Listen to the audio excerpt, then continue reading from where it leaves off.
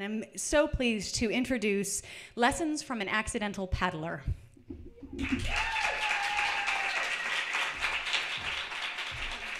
So, you know, I have the breathing thing down.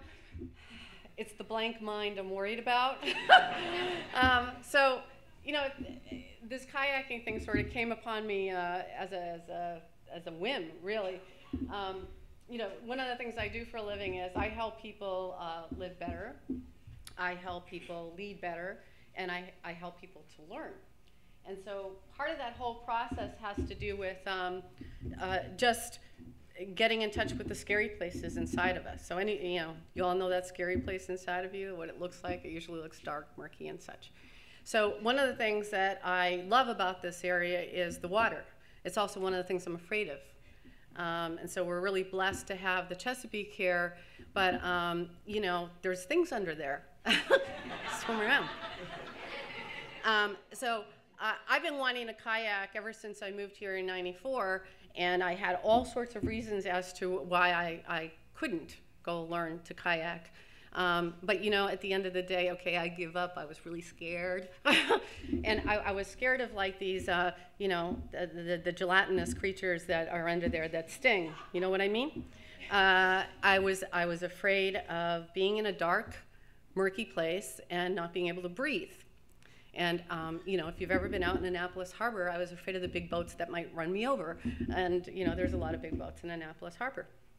So I decided, you know, if I'm going to be with people in their scary places, I sort of need to take on my own scary places. And so I found this amazing instructor who's in the room here somewhere. The first time we were out there, we decided I was going to handle the underwater scare first. And, you know, splash in the water I go. And I came out and I was like, I'm going to die. And then he had me do it all over again.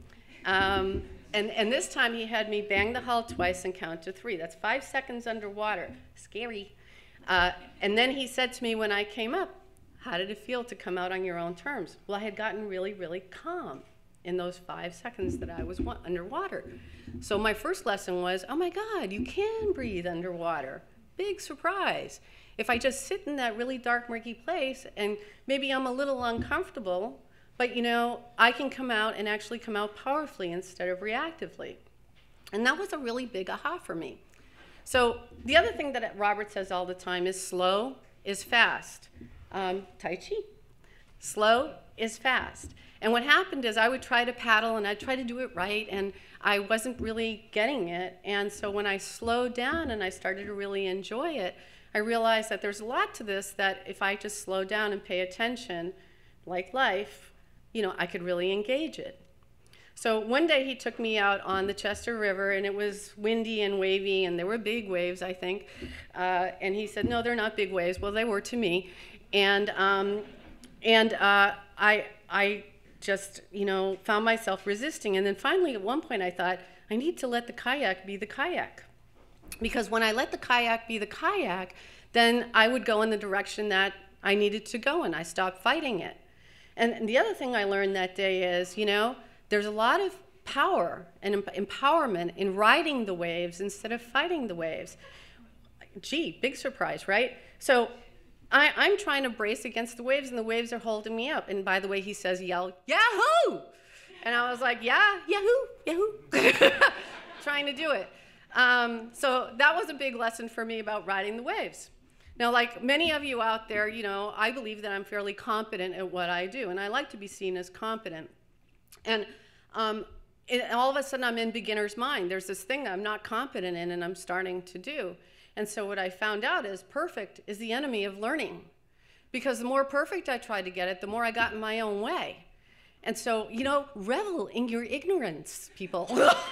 Because when you do, it becomes a lot more fun to learn. And guess what? You need to get out of your mind to do it. You know, you need to sort of let go of all the stuff.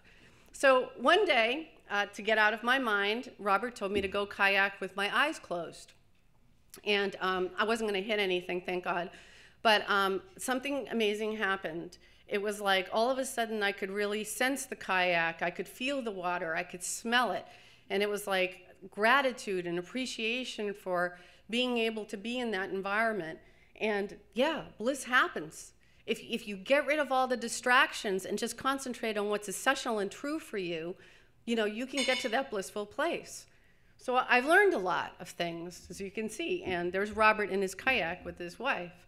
And, you know, slow is fast, perfect's the enemy of learning. Let the kayak be the kayak. Yes, you can breathe underwater. Bliss happens. But here's the other thing I want to tell you. You've heard that saying, when the student is ready, the teacher appears. Well, he's just the right teacher for me. And so I'm lucky to have that. So I want to thank Robert, wherever you are in the room. I can't see you. Where is he? There he is. Thank you so much. And, you know, one of these days you're going to see me out there kayaking and going to my dark and murky places and trying to swim and find my own light. And really hope you find yours too. Thanks very much.